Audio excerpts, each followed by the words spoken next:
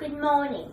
My name is Mrs. Sabbath Breakel, and I am a LA, that is, language arts teacher or English literature teacher at the Fundred University of San Francisco. And I first started as social studies teacher. And it was very educational. I got to know the kids, and I actually never read the textbooks. I thought it would be fun not to read the textbook for fall because that would be boring for me to have to teach it, and for me to I already know it. I don't want to teach it. It's so boring. So I read the chapters and learned with the kids. It was really fun, and I really enjoyed being a teacher. That got a little tiresome because I was raising my standard high. What I mean by that was because I was really picky about learning a whole lot, and when I was really focused on it, and I started to not enjoy it because I felt guilty that I didn't learn enough from it, because it was becoming uninteresting and more important. So I just decided, nope, I want to read something more enjoyable and something that I don't have to worry about learning or this and that. So that's why I switched over to the language arts teacher, being a language arts teacher. Now, I teach my kids a lot about literature, the different forms of literature, the different genres of books. We did the 40-book reading challenge, and it was just very fun, and it gave me a break. And we took a lot of notes on the elements of fiction. We had a textbook, the Holt McDougall literature, and we went in there and we did the stories.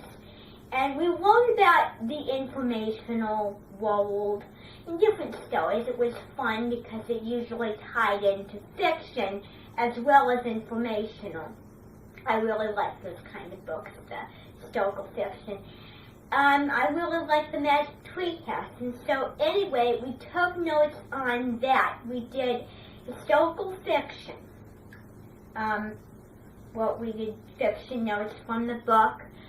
Now, when it came to the storybooks, when we, because I don't tell my kids to not watch a lot of movies, reading is key. It helps the brain. It's sort of, very important to our lives to read. And so I taught my kids all about that. And so usually, instead of watching a whole lot of movies, we read a whole lot of books, fun read-alouds that I picked out for my class. I was like being the little teacher sitting up in the chair, and they were all sitting on the floor. Those were not graded. Now, for the grading, I graded my class on storybooks to see how they understand literature and they understand the general themes of books, like to get over challenges or to be yourself, whatever life situations. And so this is what I really learned.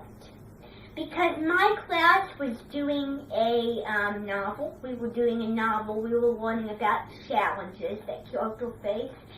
And we were learning about segregation at 7th grade classroom at right after Christmas break when we did this. And it was a really good book, I thought. It told me a lot about segregation, but not like in a brain-pounding way, not like informational. It combined it in with a fictional story. And that was what I like. Now, I'm very protective about books. I didn't really like the fun. I remember growing up, and I did the same book.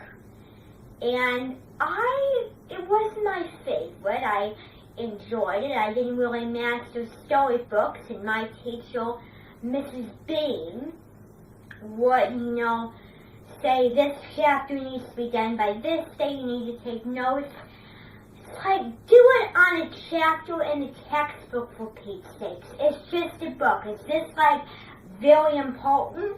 And so, when she rushed me with all the other homework, then I couldn't take time and follow the story because I was so rushed to get the notes done. Don't sweat it. Do not sweat the storybooks.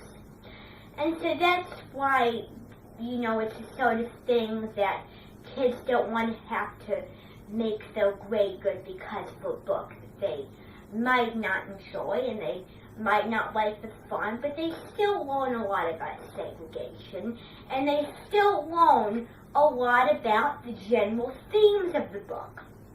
Now that is why, when we do it, we usually play the book photo, and that is a game where we have a selection of books. We have 2 books, and we vote on the book that has the general challenge.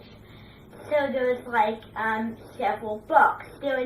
We did one with Roll of Thunder and Leaving Fishers. It's a book about a girl who has a friend in a religious group or something like that. And so that is the book. And another book we did is Stargirl. And so we played a voting game. And for the people that raised their hand, if there was more than those people get this particular book. And then the people who didn't raise their hand for the other books, they get that book to make it fair. Now, I know that's not how the game works, but I do want to give them a selection, and I want them to really be confident in what they're doing and how they get graded. I don't like being forced into reading storybooks. Takes away from the enjoyment of it. Because storybooks are for enjoyment, as in novels are for enjoyment.